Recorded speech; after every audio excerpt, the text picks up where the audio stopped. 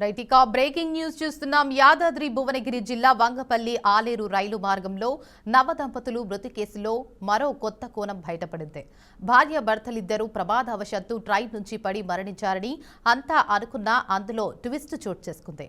రైలు ప్రయాణంలో భార్య భరత్లు భవానీ సింహాచలం గొడవపడ్డారు. భవానీ రైలు నుండి దూకుతానని బెదిరిస్తుంటే సింహాచలం ఆమెను అడ్డుకునే ప్రయత్నం చేశాడు. దీనికి సంబంధించిన వీడియోను తోటి ప్రయాణికుడు రికార్డ్ చేశాడు. ఇక ఈ క్రమంలో క్షణికావేశంలో భవానీ రైలు నుండి దూకేసింది. భవానీ దూకడంతో ఆమె కోసం సింహాచలం సైతం రైలు నుండి దూకేశాడు. రైలు వేగంతో ఉండటం వల్ల ఇద్దరు అక్కడికక్కడే మరణించారు.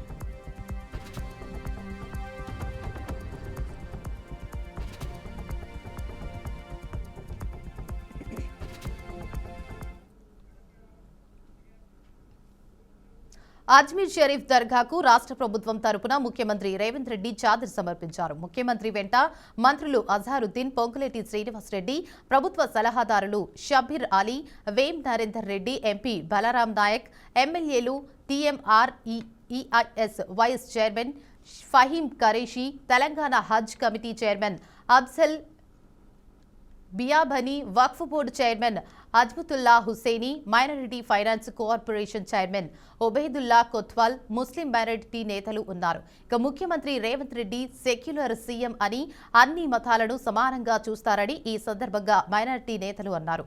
ప్రతి సంవత్సరం రేవంత్ రెడ్డి అజ్మీర్ దర్గాకు చాదర్ను సమర్పిస్తారని పేర్కొన్నారు. ఇక తెలంగాణ నుంచి వెళ్లే భక్తులు సౌకర్యార్థం రాష్ట్ర ప్రభుత్వం అజ్మీర్ దర్గాలో రుబాత్ను నిర్మించిందని చెప్పారు.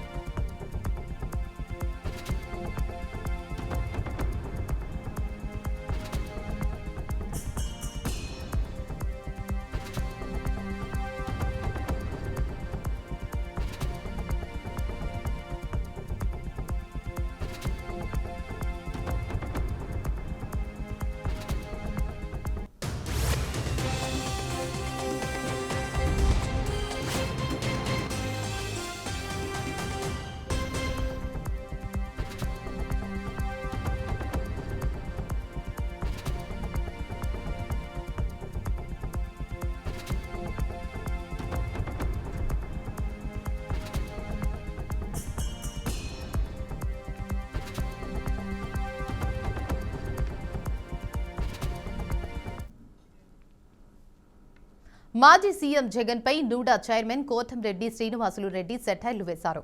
11 సీట్లు వచ్చినా కూడా రేవంత్ రెడ్డికి ఇంకా బుద్ధి రాలేదని ఎద్దేవా చేశారు. ప్రతిపక్ష నాయకుడిగా కూడా జగన్ పనికిరాడంటూ సంచలనంగా మాట్లాడారు. మెడికల్ కాలేజీల పేరిట మొండిగోడలు మిగిలించాడు. అప్పులు తెచ్చి రాష్ట్రాన్ని నాశనం చేశాడని మండిపడ్డారు. పీపీపీ మోడల్లో అభివృద్ధి చేస్తే జగన్ కి నొప్పి ఏంటి అని ప్రశ్నించారు. ముఖ్యమంత్రి జగన్మోహన్ రెడ్డి గారు 11 రెడ్డి 11 సీట్ల రెడ్డి మామూలుగా ఒక మాజీ ముఖ్యమంత్రి హోదాలో ఎలా మాట్లాడాలో కూడా తెలియనటువంటి ఏ ముఖ్యమంత్రి ఆయన ఏ పేరు పెట్టి పిలవాలో మాజీ అనాలా ఇంకో పేరు అనాలో అర్థం కావటంలా. ప్రెస్ మీట్లో మాట్లాడితే గబ్బు.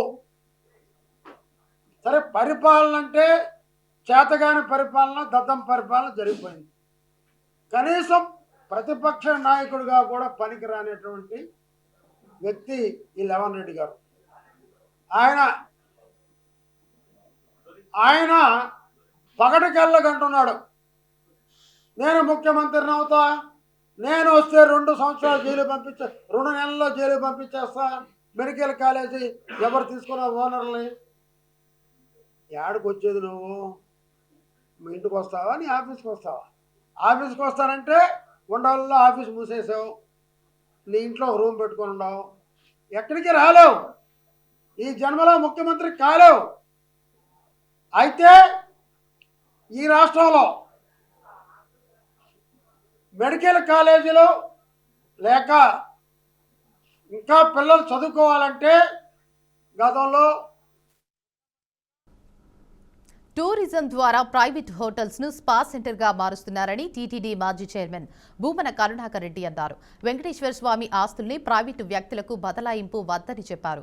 టీటీడీ పవిత్ర స్థలాన్ని 7 స్టార్ హోటల్ వాళ్లకు ఇవ్వడం ప్రమాదకర సంకేతంగా మారుతుందని తెలిపారు. అలాగే ఎర్రచందనం చెట్లకు కొత్తగా నెంబర్లు వేస్తున్నారు. కొన్నిటికి పాత నంబర్లు, కొత్త నంబర్లు వేస్తున్నారన్నారు. ఇక ఒక్కో చెట్టుకు 2 నంబర్లు పెట్టి ప్రభుత్వం మోసం చేస్తోందని చెప్పారు. చంద్రబాబు నాయుడు గారి ప్రభుత్వం టూరిజంకు బదలాయించి టూరిజం ద్వారా ఒక ప్రైవేటు సంస్థకి ఈ పవిత్రమైనటువంటి స్థలాన్ని ఒక హోటల్గా స్పాగా మార్చడానికి ప్రయత్నం చేయటం అన్నది హిందువులందరిలోనూ కూడా తీవ్ర ఆందోళన కలిగిస్తున్నది. దీన్ని ప్రజా సంఘాల నిరసనను దృష్టిలో ఉంచుకునైనా చంద్రబాబు నాయుడు గారు ఇప్పటికైనా కూడా ఆ ప్రతిపాదనను విరమించుకోవాల్సిన అవసరం ఉన్నది. పట్టుదలకు పోయి మేము విమర్శిస్తున్నాము కాబట్టి హిందువులకి వెంకటేశ్వర స్వామికి ద్రోహం చేసేటువంటి పని చేయవద్దని విజ్ఞప్తి చేస్తున్నాం. ఈ స్థలం ఎన్ని వందల వేల కోట్ల రూపాయలు పోసినా దొరికేటువంటిది కాదు. ఈ ప్రాంతమంతా ఎక్కడా కూడా ప్రైవేటు వాళ్ళకు సంబంధించినటువంటి స్థలాలు లేవు. ఇవన్నీ కూడా వెంకటేశ్వర స్వామి ఆస్తి. ఈ పక్కన వెటర్నరీ కాలేజీకి కానీ, వెంకటేశ్వర కాలేజీకి కానీ, వీటిలన్నింటికి కూడా స్వామివారే ఆ రోజున కళాశాలలు పెట్టుకోవటానికి 80-70 సంవత్సరాల పూర్వం ఇచ్చినటువంటివి. అలాగే ఎంతోమంది చారిటీస్కి రుయా హాస్పిటల్ కావచ్చును, చిన్నపిల్లల హాస్పిటల్ కావచ్చును, ఇలా క్యాన్సర్ హాస్పిటల్ కావచ్చును, అరవింద్ హాస్పిటల్ కావచ్చును, ఇలాంటి వాటికి ఇవ్వటం. బాపట్ల జిల్లా వైతన గ్రామంలో పలు అభివృద్ధి కార్యక్రమాలను రాష్ట్ర మంత్రులు డోల బాల వీరాంజనేయ స్వామి, గొట్టిపాటి రవికుమార్ ప్రారంభించారు. 73 లక్షల జిల్లా పరిషత్ బాలుర వసతి గృహం ఆధునీకరణ, 10 లక్షల రూపాయలతో పాఠశాల ప్రహారీ గోడ నిర్మాణం చేపట్టినట్టు తెలిపారు. అలాగే అంగన్వాడీలకు మంత్రులు చేతుల మీదుగా ఉచిత 5G స్మార్ట్ ఫోన్లను అందజేశారు. రాష్ట్ర సమీక్ష ఏమే కూటమి ప్రభుత్వ లక్ష్యమన్నారు. మాజీ ముఖ్యమంత్రి జగన్మోహన్ రెడ్డిని రాష్ట్ర ప్రజలు నమ్మే పరిస్థితి లేదని చెప్పారు. అలాగే కూటమి ప్రభుత్వం ఆసుపత్రులపై పీపీపీఏ వ్యతిరేకంగా చేపట్టిన కోటి సంతకాల సేకరణ ఫెయిల్ అయిందన్నారు. సంతకాలు చేసేవారు లేక వైసీపీ కార్యకర్తలు 2 చేతులతో సంతకాలు చేసే పరిస్థితి ఏర్పడిందంటూ ఎద్దేవా చేశారు. వైద్య గ్రామంలో సుమారుగా 3 కోట్ల అభివృద్ధి పనులకి ప్రారంభోత్సవాలు చేయడం జరిగింది. మీరు ఒకసారి గత ప్రభుత్వానికి మాకు మార్పు చూడండి. ఎస్సీ హాస్టల్ నిరుపయోగం చేసి పాడుపడినట్టుంటే ఈరోజు 73 లక్షలు పెట్టి దాన్ని రెనోవేట్ చేసి చేయడం జరిగింది. అదేవిధంగా ఎలిమెంటరీ స్కూల్ కావచ్చు, ఇప్పుడున్న సాధికారణ కావచ్చు, రోడ్లు కావచ్చు, ప్రభుత్వంతో కొంత దాతృత్వంతో ఇవన్నీ పూర్తి చేయడం జరిగింది. ఊర్లో ఉన్నటువంటి రోడ్లు కావచ్చు. ఇది తెలుగుదేశం, జనసేన, బీజేపీల ప్రభుత్వం యొక్క అభివృద్ధికి చిహ్నం. సంక్షేమం కూడా ఎన్టీఆర్ భరోసా 4,000, 6,000, 10,000 ఇవ్వటం. అదేవిధంగా తల్లికి వందనం, ఎంతమంది పిల్లలు అంతమందికి 15,000 ఇవ్వటం. దాంతో పాటుగా అన్నదాత సుఖీభావ 20,000 రూపాయలు, ఇప్పటికే 14,000 రూపాయలు ఇవ్వడం జరిగింది. మహిళలకు ఉచిత బస్సు ప్రయాణం, మూత వేసినటువంటి అన్నా క్యాంటీన్ తిరిగి ప్రారంభించడం, ఇవన్నీ కూడా మా ప్రభుత్వం చేసింది. జగన్ మాటలు, నటన కౌశల్యాన్ని చూశాక సినిమాకు వెళ్లాలని అనిపించడం లేదని ఏపీ షాప్ చైర్మన్ రవినాయుడు అన్నారు. పీపీపీకి వ్యతిరేకంగా కోటి సంతకాలు చేపట్టామని ప్రగల్భాలు పలుకుతున్నారు. అసలు పీపీపీ మోడల్ అంటే ఏంటో జగన్కు తెలియదని ఎద్దేవా చేశారు. మద్యం, మాంసంను విరివిగా పంచి సంతకాల సేకరణ కార్యక్రమం చేపట్టారన్నారు. మోస్తా మీడియా సమావేశం అర్థం అవుతుందేమో కానీ జగన్ ప్రెస్ మీట్ అసలు అర్థం కాదని సెటైర్లు వేశారు.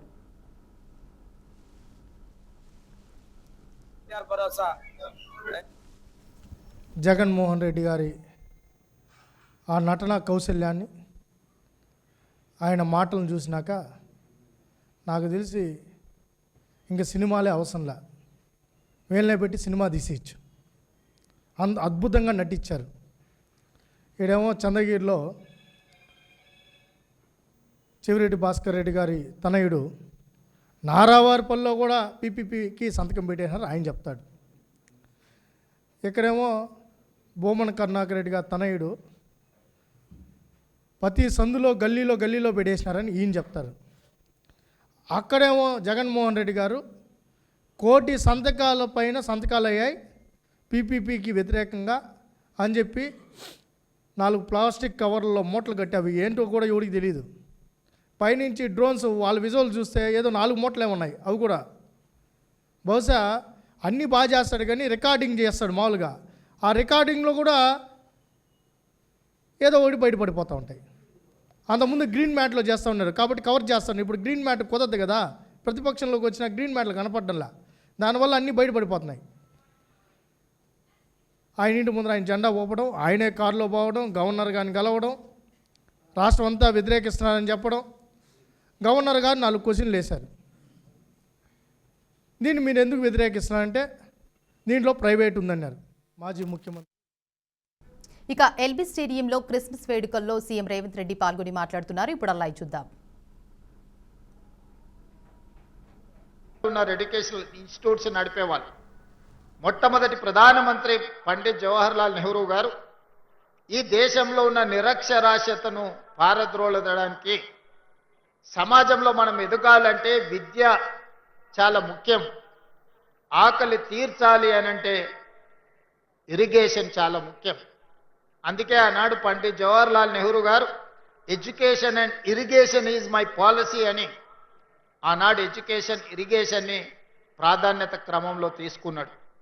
ఇదే కాకుండా ఆనాడు మనిషి యొక్క జీవన ప్రమాణం పండిత్ జవహర్లాల్ నెహ్రూ గారు ప్రధానమంత్రిగా చేపట్టినప్పుడు 32 సంవత్సరాలు.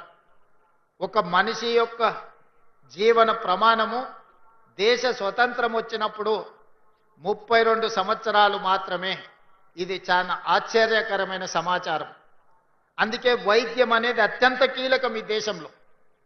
ప్రభుత్వం వైద్యానికి ఎంతో ప్రాధాన్యత ఇచ్చింది, విద్యకి ఎంతో ప్రాధాన్యత ఇచ్చింది.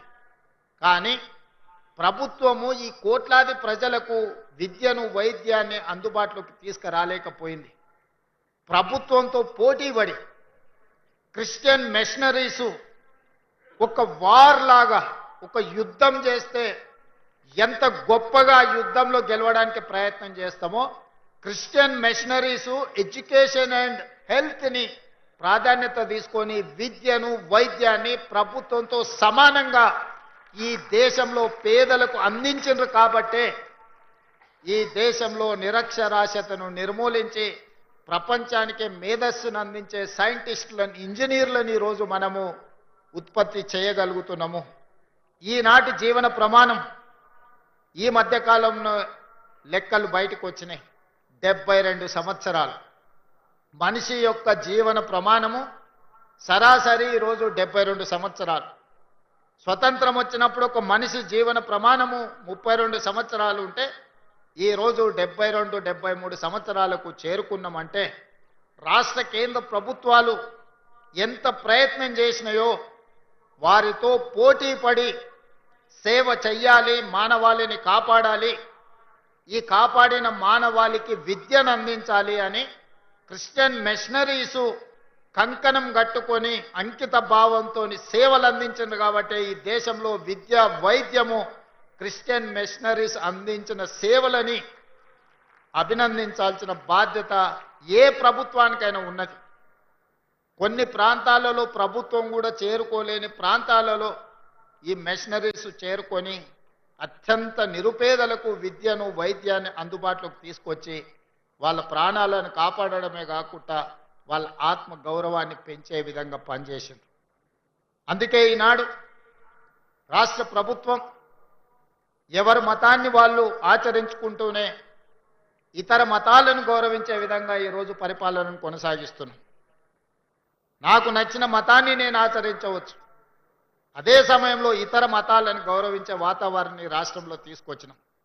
మత ప్రాతిపదికన ఎవరైనా దాడులు చేయాలన్న ఆలోచన చేసినా, అనుకోని చెదురుమదర సంఘటనలు ఏవైనా జరిగినా ప్రభుత్వం కఠినంగా అణిచివేసింది.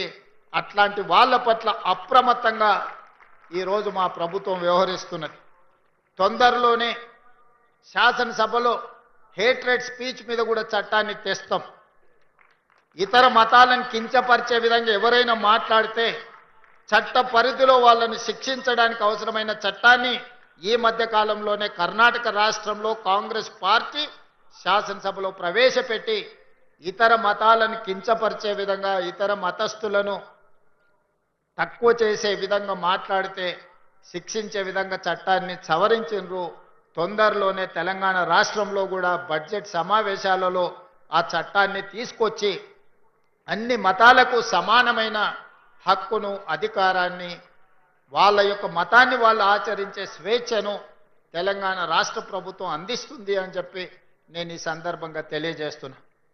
ఈనాడు క్రిస్టియన్ మైనారిటీ, ముస్లిం మైనారిటీ, ఇతర ఏ మైనారిటీలైనా ఉండొచ్చు, వాళ్ళకు అందించే సంక్షేమము, అభివృద్ధి ఎవరి దయ కాదు, వాళ్ళ హక్కు అని నేను సంపూర్ణంగా విశ్వసిస్తున్నా. మీ హక్కులను కాపాడడానికి మేమున్నాం. మీ హక్కులు ఎక్కడైనా భంగం కలిగితే సరిదిద్దడానికి మా ప్రభుత్వం సిద్ధంగా ఉంది. ఈరోజు చాలా ప్రాంతాలలో క్రిస్టియన్ సోదరులకు శ్మశాన వాటికల యొక్క సమస్య ఉన్నది నా దృష్టికి వచ్చింది. కానీ గ్రామం పక్కనే భూమి కేటాయించాలంటే ఈరోజు ప్రభుత్వం దగ్గర భూమి లేదు. అందుకే వేదిక మీద ఉన్న మత పెద్దలకు నేను ఒక సూచన చేస్తున్నా. ఊరికి కొంచెం దూరంగా అయినా ప్రభుత్వ భూమి ఉంటే కేటాయిస్తాం, ప్రభుత్వ భూమి కేటాయిస్తాం. లోకల్గా ఏదైనా జరిగినప్పుడు అంబులెన్సులను ఏర్పాటు చేసుకోండి ఇక్కడి నుంచి అక్కడికి తీసుకెళ్ళడానికి. ఊరి పక్కనే శ్మశాన వాటిక ఇవ్వాలి అంటే ప్రభుత్వానికి భూముల అందుబాటు తక్కువ ఉన్నది కాబట్టి కొంచెం దూరంగా అయినా భూములను కేటాయించి ఆ భూములను కాపాడడానికి అవసరమైన రక్షణ గోడలు కట్టి భూములు, శ్మశాన వాటికలను కేటాయించాలి అని, బ్రతకడానికి ఇల్లు ఇచ్చినప్పుడు, మరణించినప్పుడు కూడా వాళ్ళని ఎక్కడ మనము తీసుకువెళ్ళాలో కూడా ప్రభుత్వం బాధ్యత. ఖచ్చితంగా శ్మశాన వాటికల సమస్యలను కూడా ముస్లిం మైనారిటీ, క్రిస్టియన్ మైనారిటీకి సంబంధించిన శ్మశాన వాటికల సమస్యల్ని పరిష్కరించి ఊరికి కొంచెం దూరమైనా సరే మీకు భూమి కేటాయించే విధంగా ప్రభుత్వం చర్యలు తీసుకుంటుంది. దానికి అవసరమైన అంబులెన్సులు కానీ ఇతర